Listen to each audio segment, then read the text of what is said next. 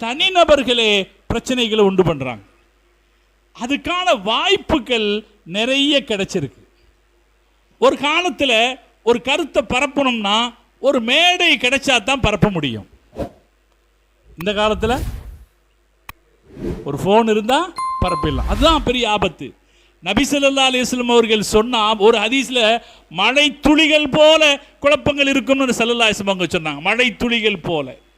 அதுபோல தான் இன்னைக்கு பாருங்க, ஒரு போனை திறந்தோம்னா யார் என்ன எப்படி பேசுறாங்கன்னு இல்லாம பேச்சுக்கள் வருதா இல்லைங்களா?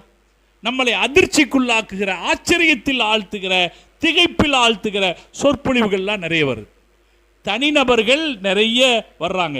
மார்க்கம் பேசுறோங்கிற பேர்ல தனிநபர்கள் வர்றாங்க. அவங்களுக்கு நிறைய வாய்ப்புகள் கிடைச்சிருக்கு. ஆன்லைன் வாய்ப்புகள், சமூக வாய்ப்புகள்னு பல வாய்ப்புகள் கிடைச்சிருக்கு. இந்த சூழ்நிலையில நாம அலட்சியமாக, ஹிதாயத்தின் மீது அலட்சியமாக, நாம கொண்டிருக்கிற நம்பிக்கையின் மீது அலட்சியமாக இந்த வீடியோக்களுக்குள்ளே, இந்த சொற்பொழிவுக்குள்ளே கொஞ்சம் செவிவாழ்த்தி கொடுப்போம் என்றால் நாமும் வழிதவறி போய் விடுவதற்கு வாய்ப்பு இருக்கிறது. அல்லாஹ் பாதுகாப்பானாக.